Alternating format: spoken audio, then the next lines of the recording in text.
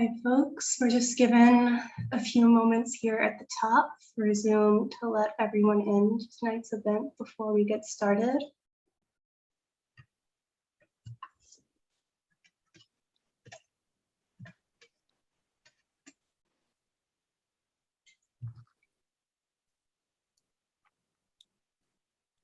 If you are already logged into tonight's webinar with us, you can go ahead and open up your chat window. And you can find some information in there about how to purchase books by tonight's featured authors. And tonight's webinar will be an hour.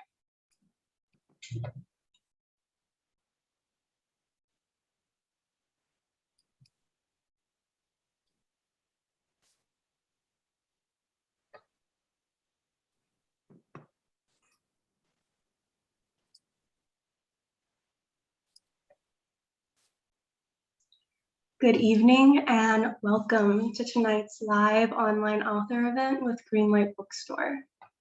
I'm Chelsea from Greenlight and we're thrilled to host tonight's event with Yiyun Lee launching her new book, Tolstoy Together, 85 Days of War and Peace. She'll be talking with New Yorker writer Alexandra Schwartz in a conversation moderated by Bridget Hughes of A Public Space, so you're in for an excellent time. Before we start, I just want to say a huge thanks to Yiyun, Alexandra, Bridget, and the team at A Public Space for making this happen, and to all of you for showing up. Though we're not able to host events in our store spaces, our community of authors and readers is still here. We're grateful for your support and for the chance to make this space for conversation and connection. Now, just a couple of housekeeping things. In our Zoom webinar tonight, you can see and hear the speakers, but they cannot see or hear you. They can see that you're here though, and there are a couple of different ways you can interact with the authors and with each other throughout tonight's event, which we highly encourage. The first is the chat, which you can find by clicking on the icon that looks like one speech balloon.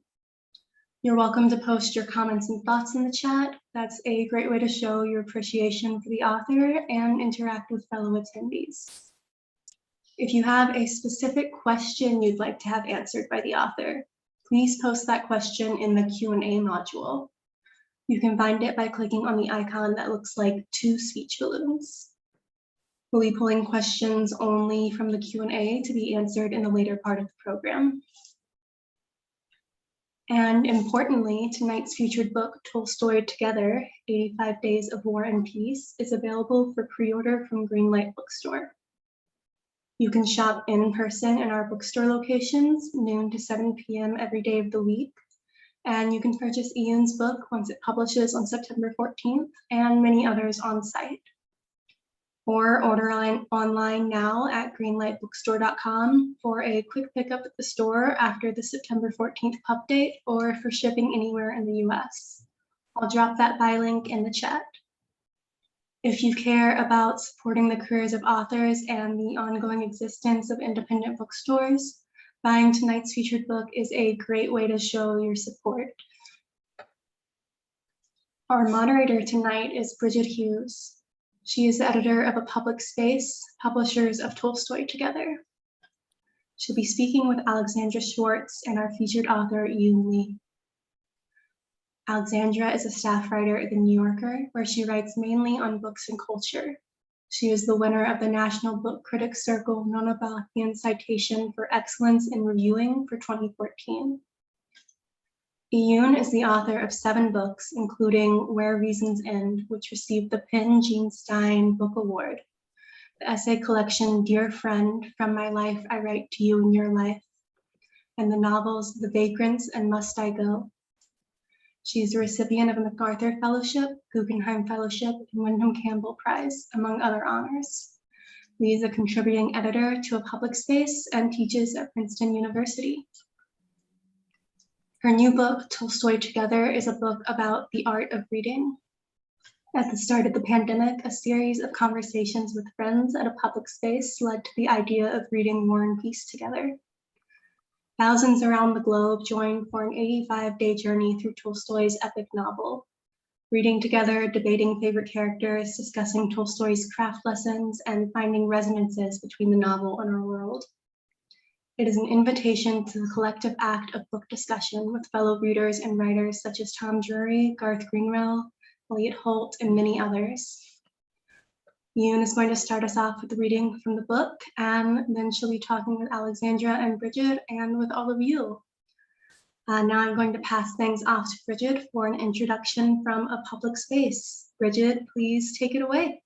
Thank you so much, Chelsea. It's such a pleasure to be here with all of you tonight, to be launching Tolstoy Together with a conversation between Yiyun Li and Alexandra Schwartz, and to be here virtually at Greenlight, a bookstore that has been a longtime neighbor to a public space and a special part of this book's history. I know some of you have been in the audience, some of you in the audience have been with us since last year, since the beginning of this remarkable journey, but I wanted to take just a moment to set the stage, so to speak, for newcomers. As Chelsea said, this book is based on an experiment. Last March, in the early days of the pandemic, we had the idea of reading War and Peace together as a way to stay connected. And Yiyun offered to host a kind of book club, posting a few observations each morning on Twitter about the day's reading, and we'd invite others to join us too. We had no idea what to expect. I think we laughed and said that maybe 5 people would sign on, but we would persist. But one of the early signs that others might be looking for the same thing came in a text one night from a friend at Greenlight saying that they'd had an unexpected rush on orders of War. And soon enough, we had a community of thousands of readers across 6 continents who were reading War and Peace together. Families read together, friends read together, people became friends while reading War and Peace. They renewed friendships. People listened to the audiobook on their daily walk. A nurse wrote us that she was reading after her hospital shift. Lawyers, choir directors, veterans, civil servants, writers, translators read in the early mornings or late at night. We started on March 18th, and 85 days later, on June 10th, we discussed the last pages of Tolstoy's novel. This book, Tolstoy Together, captures that journey, and this crazy multitude of voices and perspectives, this wonderful cacophony that was our conversation. One of those conversations, which became a sort of undercurrent to this book, Tolstoy Together, is one between Yiyun and Alex about favorite characters. So it's a special thrill to have them here tonight and to return to that conversation with them. It seems a perfect topic for the launch of this book. And with that, I will turn it over to Yiyun. Thank you, Bridget, and thank you, Chelsea, and thank you, Greenlight Bookstore, for hosting us. And thank you, Alex, for joining me. I just want to add one more thing. You know, whatever Bridget says is great. I just want to add, I think this is probably the most joyful book I've ever worked on.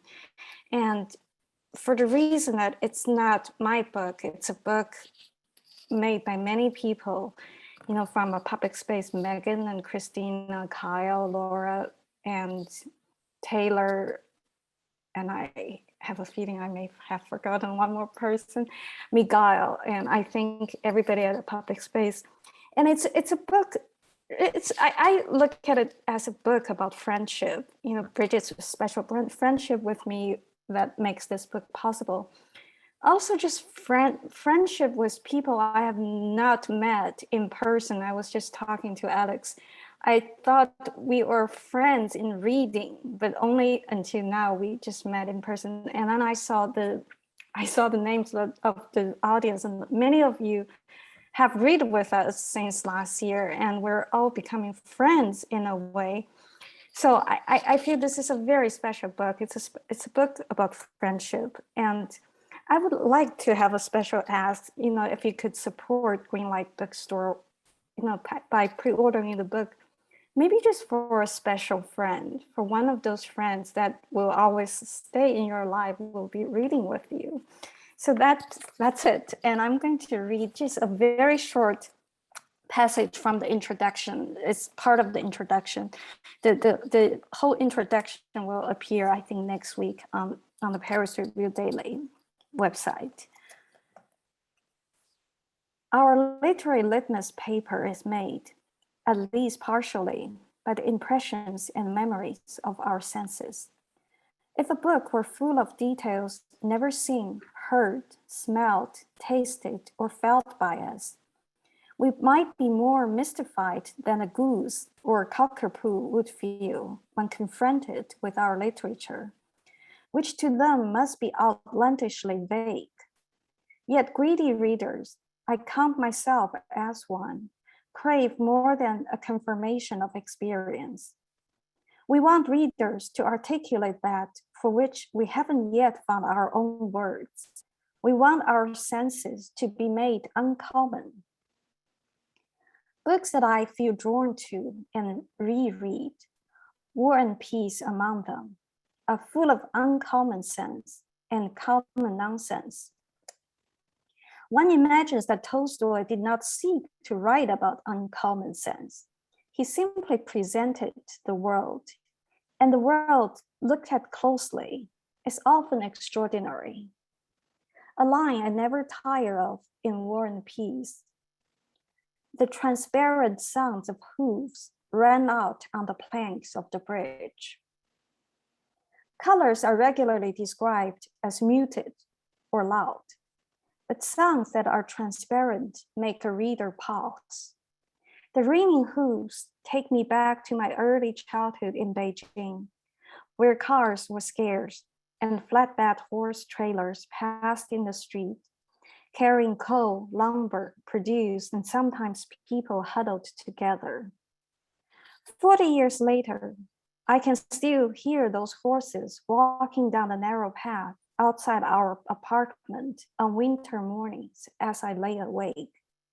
The sky dark, but for a thin patch of paleness in the east, a pre-dawn color called Yiyun Bai in Mandarin, which means fish belly white.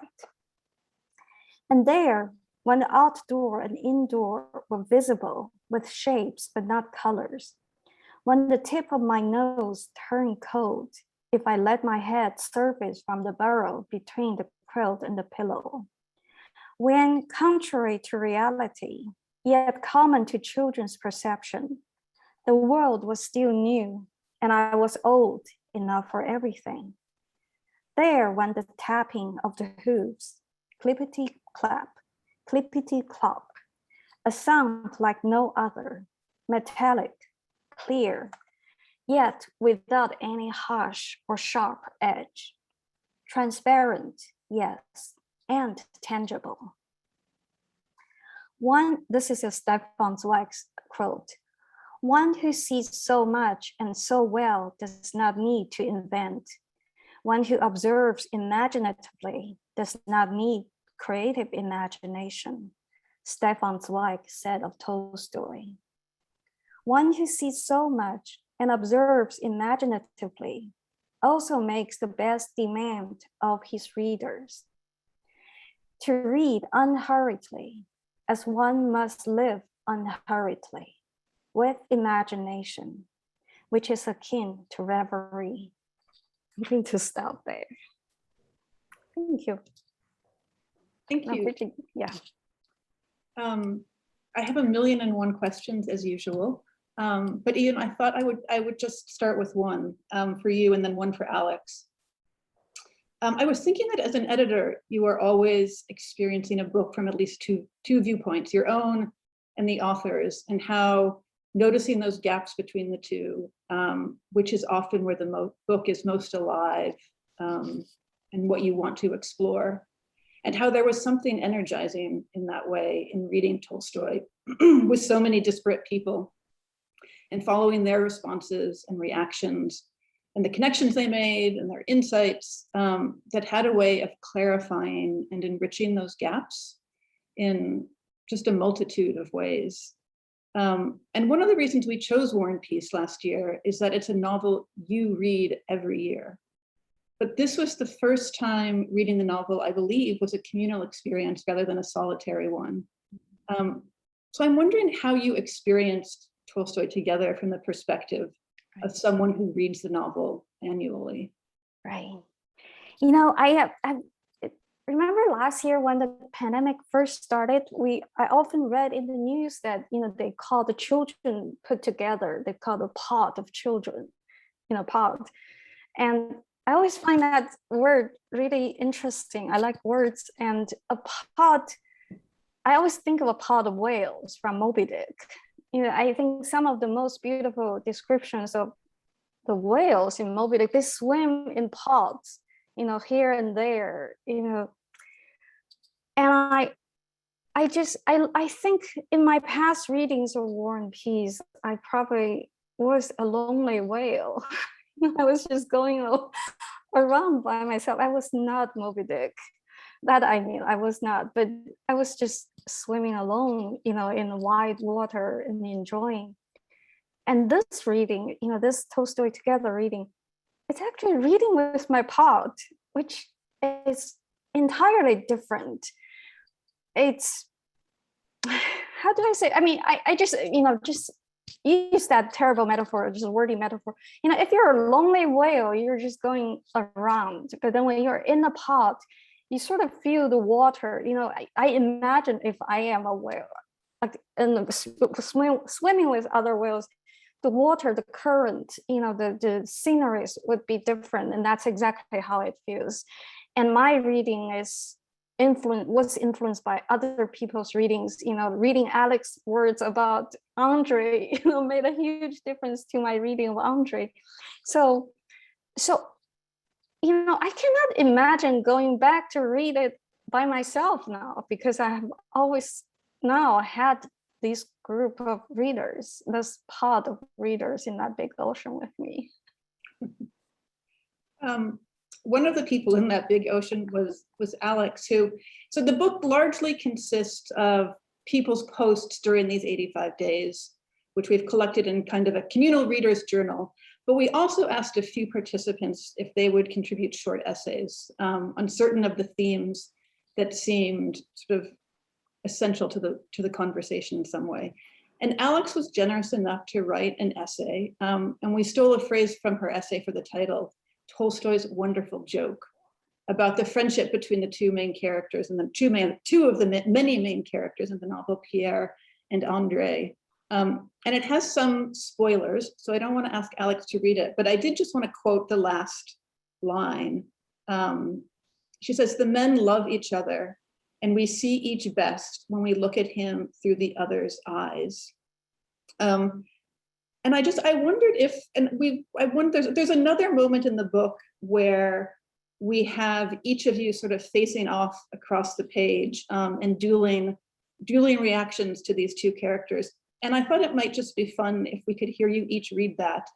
And then Alex, if I could just ask you to talk a little bit about how this experience maybe sort of both shifted how you thought about Andre and sort of what you noticed about Pierre, or argued against with Yiyun about Pierre.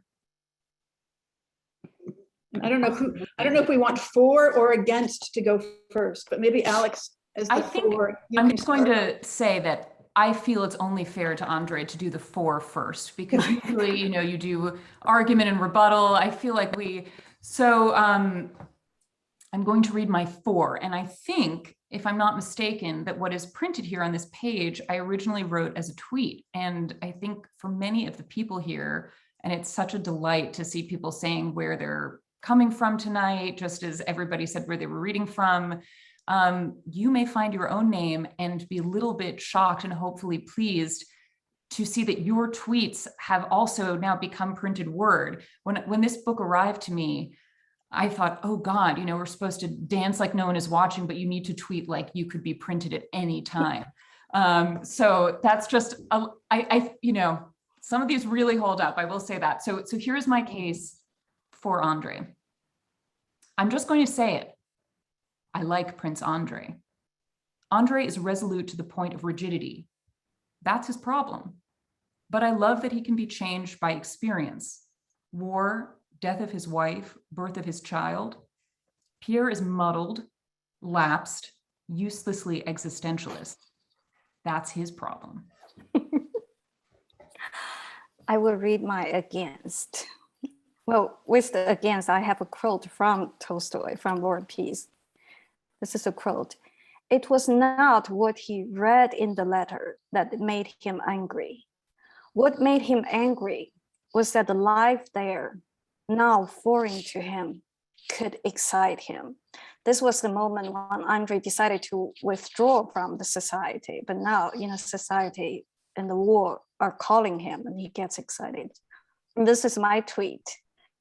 I keep having an allergic reaction to Prince Andre instead of simply being made ill or being made to feel better. It must be a sign of a successful character. Now we have both made our cases. Yes. Alex.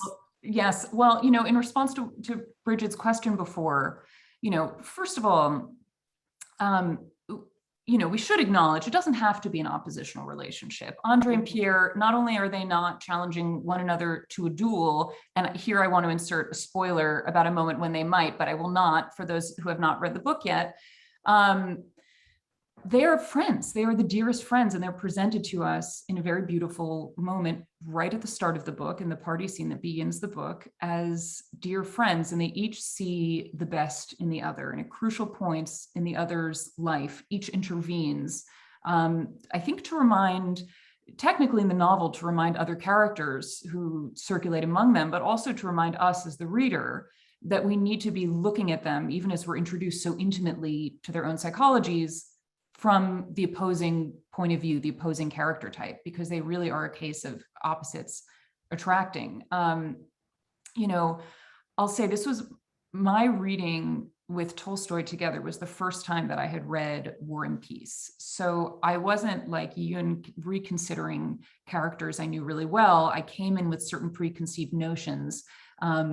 Pierre was a bit famous to me, but I was still kind of shocked to encounter him in the fictional flesh for the first time, because he is, he's so, he is strange. He's so strange. When he walks into the novel, it's the same as when he walks into the party that starts the novel. You think, who is this guy? What is he doing here? What am I supposed to do with him? And clearly, Andre, yes, he's not as romantically exciting, capital R. He's not following his own bliss or trying to find a new intellectual framework or emotional framework for his life every minute. And what I found so touching about him and so wonderful as a character is that life breaks into his rigid system, whether or not he wants it to. I think you see in him a real sense of duty that has to do with the society that he's from. It has to do with his sense as a man, as a brother, as a husband to a wife he basically stopped loving the second they got married. He's a really duty-bound person who can't control experience, even though he wishes he could and could try. And something about that touched me really deeply, the effort to uphold your end of the bargain and having that stance compromised by events. And I will just say one last thing, which just seeing our for and against oppositionally on the page here made me think of, one of the two of the great scenes in the novel involve first Andre and then Pierre having a cosmic confrontation with the sky. And the first happens when Andre, at the Battle of Austerlitz, I believe, someone please correct me if I'm getting my battles wrong. You're right. But thank you, at the Battle of Austerlitz, left for dead, essentially might as well be dead, but is still alive, looks at the sky and realizes the total insignificance of all of his earthly concerns. And then later in the novel, we have the absolute extraordinary moment where Pierre is leaving Natasha in a carriage, not at all at war, very much at peace, and sees the comet in the sky and feels his soul lift. And, basically until now, I hadn't really thought about how those two scenes mirror each other, but I think Tolstoy is directing us to see that each of these characters is on the same kind of extraordinary journey, even though they go about it very differently and they themselves think of it very differently. Yes. I love it so much because those are the two characters who actually looked up at the sky in the novel. The other characters glanced at the sky, but never spent a long time looking at the sky. And those two have this communion with the sky. I just want to add, I said, Alex, when Alex said, I'm just going to say it. I like Alex. I like Andre. For a while, I've been thinking about Andre, actually, surprisingly, for the last year after we finished reading Tolstoy together, I kept thinking about him. And I think it's that for and against, it's also just for and against it, for something within yourself and against something within yourself. And Pierre is such a great and awkward character, and all his flaws, I realize I feel very tolerating of. I'm very tolerant of the flaws because I'm fond of him, and those are my flaws too. And those are the flaws I'm willing to express to expose to the world. I'm awkward. I can't talk at party. All these things. But I think Andre's flaws, those, what we talk about, his, ambition, his desire, his they may not be even flaws. I feel those are the things within me that I don't want people to see. And I think that's where the allergic reaction comes from. I don't want to be him only because I recognize him in myself and I've recognized the experience. So I would say, Alex and many other readers have changed. Really, this is my most exhilarating experience. And, the reading has changed my thoughts about Andre. But I want to ask you, Alex, if I can ask you a question. Bridget, I'm going to cut in. Because you said, I'm just going to read the quote from you. You said about, this is your first reading. You said, experiencing this book over such a stretch is like decanting it. It begins to breathe, to take on new color and flavor, and to perfume everything with its own essence. And I love that decanting, that word. And I think, it's one of those incidents when I have had the feelings forever, but could not find the right words. And you just found exactly the right word for that experience. I want to ask you, because this is your first reading and some of I think the audience are new to the book. I cannot quite remember my first reading of War and Peace. I cannot reproduce my first reading. I can only reproduce my rereading of the book. Can you just talk a little bit about what draws you in, even with your first reading, was this decanting experience? Can you just elaborate on that? That's such a good question, because I had attempted War and Peace before Tolstoy Together.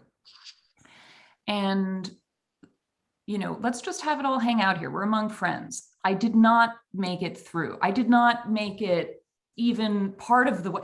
I gave up around page 30, and I didn't think I was giving up forever. I just thought, you know what, I thought I would have like a really cozy Russian winter reading War and Peace, and then I just thought, it maybe not, maybe I need like a short, sunny English novel or something. And part of it, I think, had to do with, I know you asked me about my feelings about actually reading it, but I sort of feel like it's somehow appropriate to begin with failure.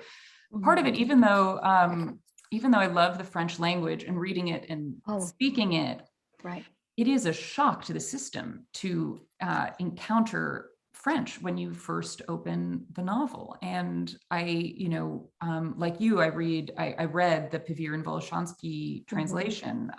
So they keep the French intact and have translations below, which reproduces the experience of reading the actual novel. And I sort of thought, this is so many textures at once, overload. But, to give total credit to Tolstoy Together, I think this sense of everybody getting in the pool together at a pace, we're all going to put a toe in and then our ankle, and then pretty soon we're going to be totally immersed without having noticed the temperature changing. The experience of doing it together got me in. And then right away, yes, I mean, right away I was in the world, in the world of the book. I think it's very appropriate that the book begins with a party scene, because that is really how we are encountering, we're like guests at the party who show up. And maybe that's the other thing that I initially found off-putting, that this time felt very welcoming to me. You're showing up to a social situation where many people know each other and you're unknown. You're a little bit like Pierre. You're showing up and you have this group of women sitting here and gossiping about this, and everyone has to be asked to say hello to the aunt, and you're stepping into a whole scene that you don't really belong in. And you have to do what you do with any book, which you have to make yourself welcome there. But Tolstoy also makes you so welcome, I think. What we get at the beginning of the book, we get so many scenes of family and community, and it's a place, you want to be with the Rostovs, you want to be with Natasha and Nikolai and crew in that room when the family is introduced. So this very social beginning in a novel that has to do with huge fragmentation and social change, war and so on, really invites you in. And yeah, and that was wonderful. By the time you're in the book, I was looking at War and Peace the other day. There was the first moment when, this is not a spoiler alert, because Nikolai, the young Nikolai, 19-year-old, he went to the war for the first time, and he was riding a horse, and he was very nervous. So he set his eye on a tree in the middle of the battlefield. He said, that tree, he's just going to get to that tree. Of course, he's riding a horse. A moment later, he got to that tree. He thought, there's nothing to be afraid. Nothing bad happened when I passed that tree. And I thought, I feel that reading together feels a little bit like that. As you just, so there's a tree, we're going to get there. And in no time, we, thousands of us have all passed the tree into the next part. So. Absolutely. And, the other thing is, and you have this in Tolstoy Together, the book, but many people and many famous and notable and wonderful writers have read War and Peace at moments of enormous consequence. Like I think you have Vasily Grossman reading it. And the Stalingrad. Yeah. Right, during the siege of Stalingrad. Yeah. And for all of us to be reading it at the beginning of the pandemic, I'm looking at some of these dates on, because the way the book is organized, we have the different days of reading. And then when we read them in 2020, day 27, April 13th, day 25, April 11th. Mm-hmm. And to have gone essentially, as all of us did, from peace to war, basically overnight. Right. I think to have that, for me personally, to have that be my first experience of the book, and I'm sure for others who read the book, whether you've read it every year, whether this is your first time too, something helped me access that dimension of the book. That helped me access that dimension of the book, and the surreality of life changing, but certain things in life staying the same, as it does for these characters as well. Right. Yes. I remember there was one day, I think the news was not good, politics was not good, COVID was not good. And there was that moment when these Russian soldiers at the front, there was a sentence from War and Peace, if I remember correctly, it's like, they did not believe that there was going to be war, but they did not believe there was not going to be war. So basically they were just up in the air, uncertain about their future, just marching toward whatever was waiting for them. And that was, as you said, that was at the beginning of the COVID. That felt exactly what we were experiencing. We're just going to somewhere, not knowing where. Yeah, absolutely. And I think you mentioned, I remember you mentioning, some people say that they just want to read the peace parts and skip the war parts, and what a loss that is. And I think what we all realized together was, you can't do that in the book, and you can't do that in life. And I think a lot of us have been living under the illusion that maybe you could selectively choose your experience, and then something came along that showed us absolutely not. You can't skip the war parts. Yeah. And really, I think this is one time that I feel like reading is like living.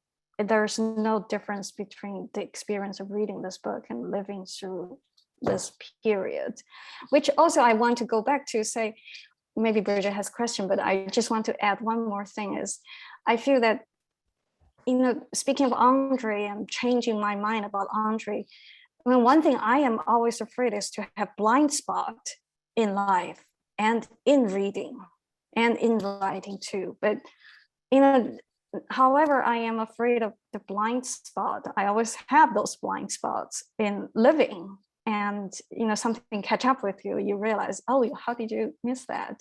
But it's the same thing. This is the time I realize I read with a blind spot, and it is for the other readers to come in to show me where my blind spot is, just like living. So I like that. This is a experience with many readers, and people talk about online about these characters. I feel that I have gained one thing, is my blind spot is getting smaller after this reading, which to me is good. Maybe you're achieving Pierre's Masonic ideal. Oh my God. I did without trying. That would really be an accomplishment. Well, then he lost that solid ground, Bridget, I know you have questions. I think we have a few questions from the audience, but I want to selfishly ask one last question of both of you. Because Alex, you had that wonderful description of beginning a novel as arriving in a world where you don't belong and having to make yourself welcome. And I was just thinking that I want to sort of ask you both, when you begin a book, not just War and Peace, but any book, not what your blind spots are, but what your guideposts are. And I was thinking how, as we all began reading together, and the way that this book opens, in the first days of Tolstoy Together, everyone shares sort of what their guideposts are. Elliott Holt sort of frames the historical context of the novel for us. There's this wonderful back and forth with Esme Wang and Colin Winnett, and she's saying she's just finished Anna Karenina and she hasn't read War and Peace.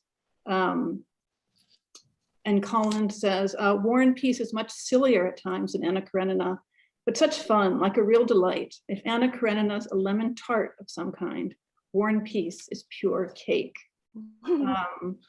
Other readers are sort of debating which translation that they want to read and how the translation influences their experience of it. Robert Sullivan sort of talks about Thoreau being an influence on Tolstoy. So I'm just wondering, do you pay attention to the characters first? Do you sort of look for what the themes are? Do you find a sentence that is your anchor for the book? Alex, I want to hear your answer to that. You got, I was saying, that's your job first. No. Well, I think it's such a wonderful question, Bridget. And I think there are a lot of, even as I think about it and try to process it, I already have a lot of different competing, conflicting answers, which tells me that I'm trying to do many things at the same time. And sometimes my systems are probably all shorting out. I do think that when a writer communicates tone, really, tone is the writer's musical palette. And tone can change enormously over the course of a book, or it can change not at all, depending on what the writer is trying to accomplish. And for me, I think those first notes are what gets my attention. And sometimes not in a good, sometimes I think, oh, this isn't quite my music, but I should persist and I'll see what happens and where it's going. As I was saying before, War and Peace begins in this very social way, but also a little forbiddingly, because it's not just you being invited in. You're definitely at the party, but you're not sure where your place is there and who to grab. It's like you're not sure who to talk to first. You're getting a lot of crosstalk. And so you want, think about how different it would be if War and Peace begins and you're just invited to sit with Natasha and chat for a little bit. No, everyone would just take that invitation right away. That's nothing is cozier. If the first image you had of the book was 13-year-old Natasha running in as her mother is, conducting social business, But that's not how this book begins. And I think it's to kind of give us a little bit of almost like the orchestra tuning up before the symphony begins. And you made me think, your question, because you asked about books in general, just right into my mind flew a book that could not be more different than War and Peace, but that has a beginning that when I first read it, I thought, wow, I'm going to have to figure this out. And it's one of my favorite books ever. It's The Blue Flower by Penelope Fitzgerald. Yes, of course. And I think similarly to War and Peace, you're really trusted by the writer to find your way and to access this world. And I think for Tolstoy, Tolstoy is looking back also. I think we sometimes forget that because it all seems remote to us, but he is also looking back and giving us historical fiction even for his time. So even contemporary readers would have to find their way in. Maybe the references were a bit more familiar, but it wasn't like reading a novel set, in a contemporary way. And I love when a writer trusts a reader to find that out for themselves. Things don't have to be totally over-explained. You don't have to understand when you start reading The Blue Flower that in Germany of the late 18th century, laundry in grand houses was done only 2 or 3 times a year. You're understanding it because you're in a scene of washing and it's a big deal. And it's similarly with this. And when you feel entrusted by a writer that your intelligence is being honored, that I find very inviting. Well, you said it so well. I don't know if I can have anything new to add. I just want to add one more thing. I'm sort of like I enter every book like Pierre enters a party, which means I don't know where I am and I don't know what's going on. And I think Yiyun was the most enlightening book. I have that situation, but I find it helpful if on the first page or the first 2 pages I already underlined 5 lines. If I have those underlines, that means something is, even if I don't understand, as you said, the Blue Flower, the laundry, I remember underlining it. I reread it last year, just after Tolstoy. So I remember, but the things you don't understand, or the things that baffle you, or the things just make you say, huh? Those things you underline, that's a good sign for a book to be, in the right, for me to be in the right party, or at the right party in the right book. So there are a number of questions from the audience, and I might start with one from one of the contributors to the book, and who has been reading with us, not just War and Peace, but every book that we've read together through our book clubs this year.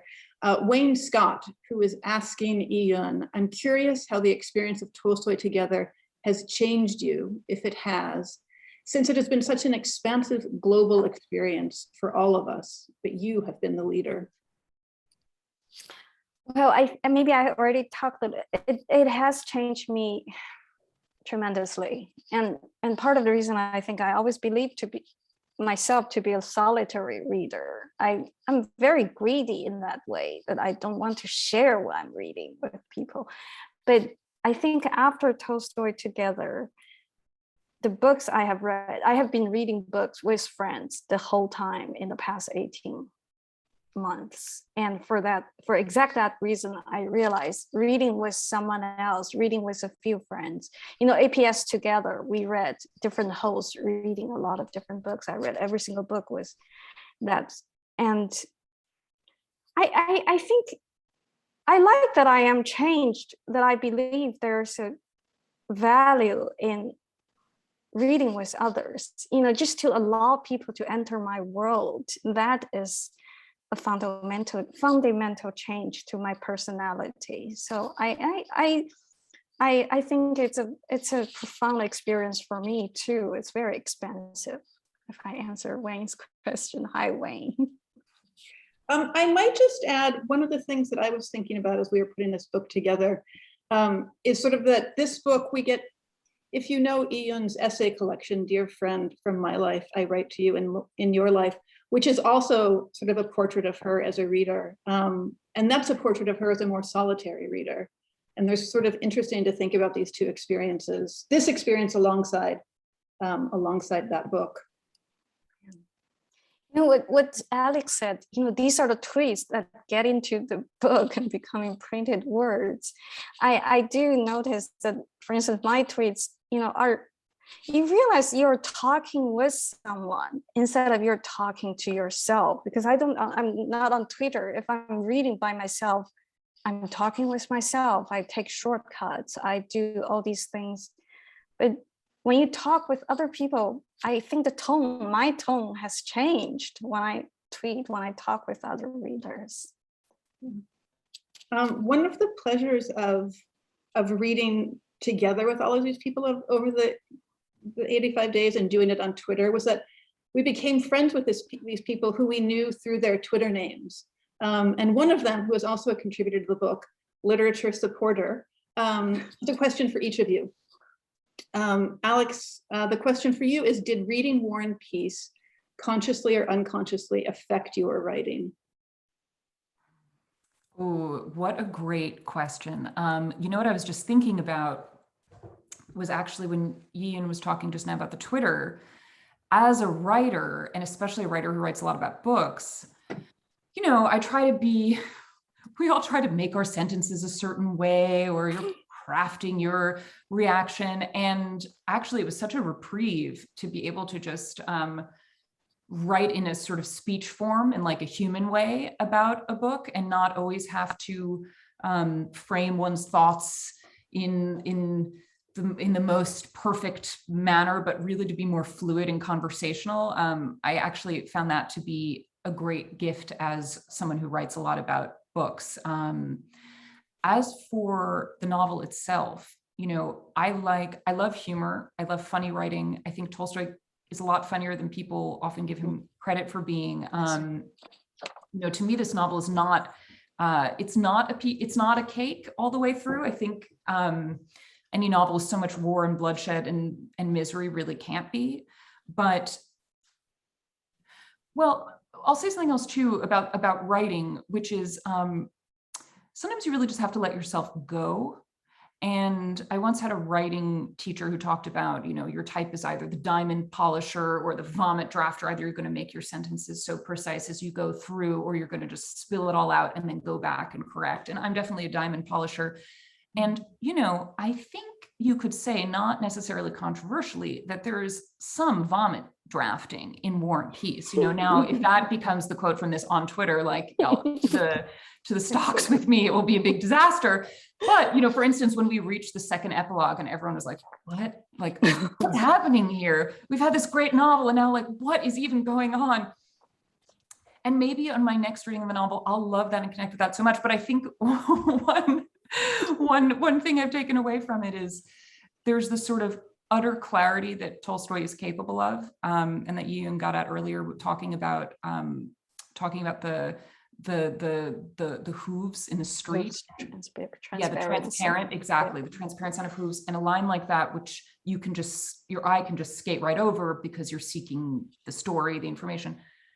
Wow, when you pause on that, you realize that with great simplicity, so that the line itself is almost transparent because you're not looking right at it, it brings you so much. And then Tolstoy can really let you have it later and you think, yes, I understand, I get the point about history and what you're trying to say.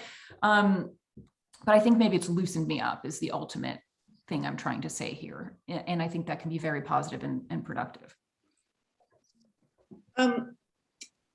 Highlighting that word transparent raises the question of which translation everyone was reading. And Michael Moore, I believe who is Michael Moore, the translator, or I'm going to assume it is, and contributor to A Public Space, asks, what were you reading from different translations? And if so, how did that color your experience of the novel?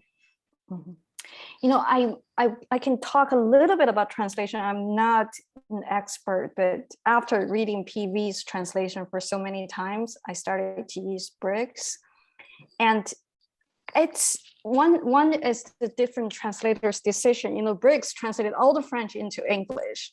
So it's a page turner. The War and Peace is already a page turner. Briggs is even a faster page turner. But I have noticed certain decisions they have made. I was just going through some of the most important moment in War and Peace. Remember, that moment when Andre was at night and he couldn't sleep, he opened the shuttered window, the moonlight came in, that was the most romantic moment.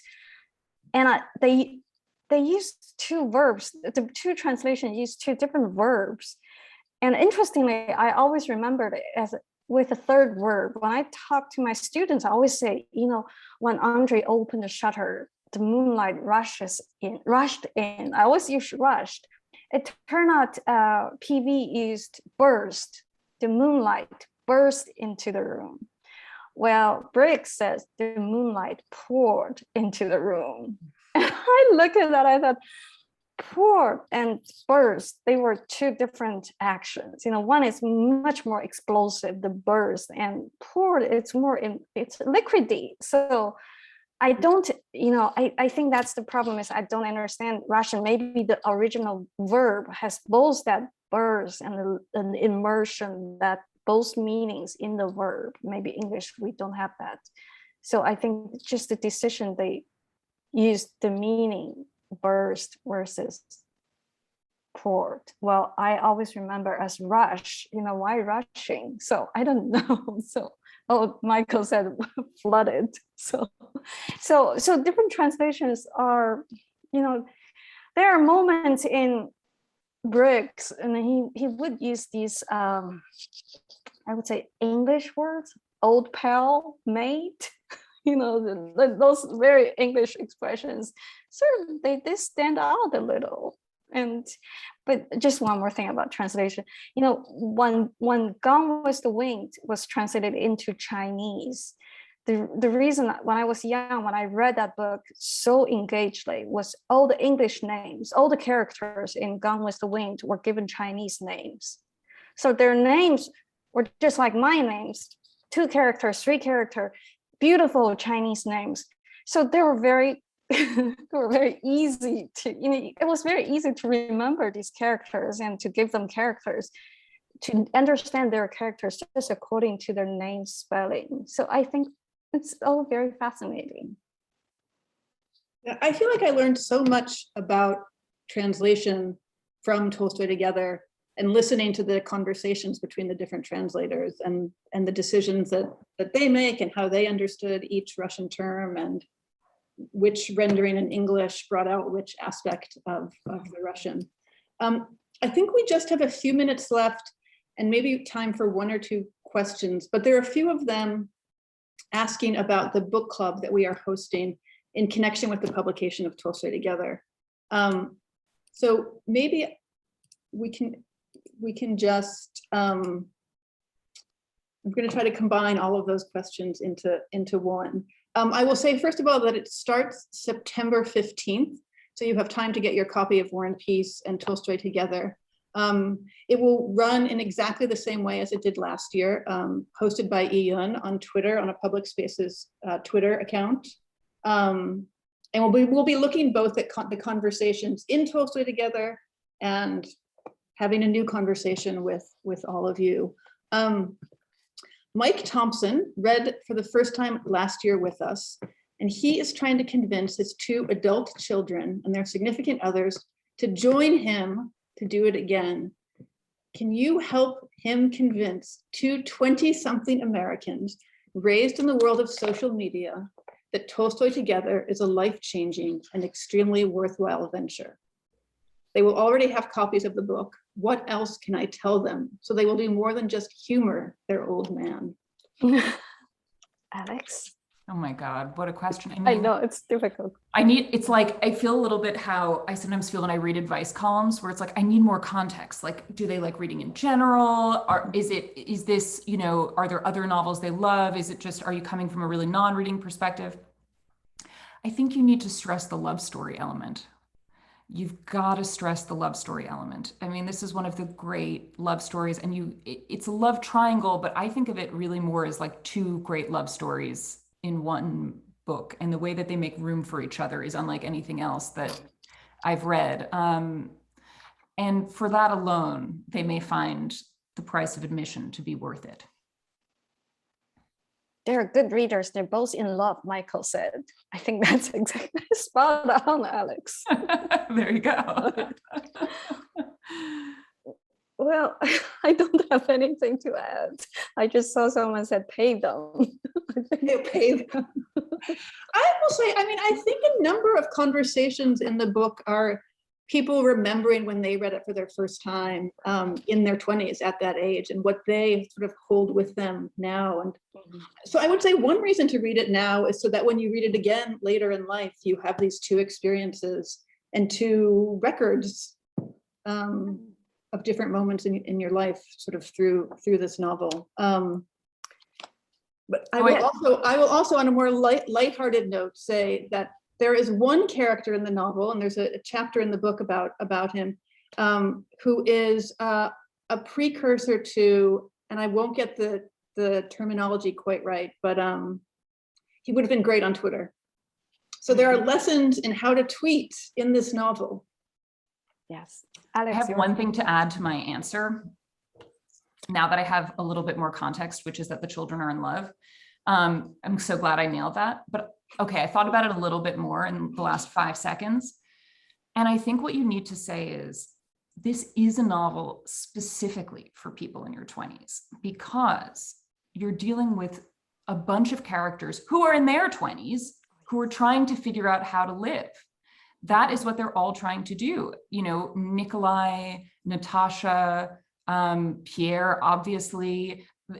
Pierre is the experience of being in your 20s distilled into a character. I can't think of a better experience than that. It's just like, will I be a Mason, or, you know, will I be a rich lord? I mean, whatever, I'll figure it out. Will I do this or and feeling no direction and being totally confused and making the wrong decision. And I mean, these are the questions of your 20s. So read Tolstoy to find out how it ends for each of them. That's my pitch. I think that's a very good place to end. That is fabulous. Would that we were all 20 and could read it for the first time in that spirit. Alex, Yiyun, everyone who joined us tonight for this event, everyone who joined us last year to read Tolstoy, everyone who contributed to this book, everyone at Greenlight, thank you so much for this this launch event, and we'll look forward to seeing you again. Thank you so much, everyone. Thank you. And thank you, Alex. Thank you, Yiyun. Thank you, Bridget. Yeah, Bridget, Yiyun, Alexandra, thank you for such a wonderful conversation, and thank all of you for sharing this space with us. I'm going to put the pre-order link in the chat once again. As a reminder, you can get Tolstoy Together from Greenlight. You can order online. And if you go to our front page right now, this should still be the featured event right on the homepage of the website. So you can also click through there to find that book buy link. You can get that for either local in-store pickup if you're here in Brooklyn, or for shipping anywhere in the US. And those pre-orders will go out and be available after pub date on September 14th. And if you're local here to Brooklyn, you can also come shop in our stores once the book is out in a couple weeks and pick up Yiyun's book and many other books on site. Thank you all so much again for such a wonderful event, and have a wonderful rest of your evening. Thank you. Thank you. Good night, all. Good night. Thank you. Good night. Bye.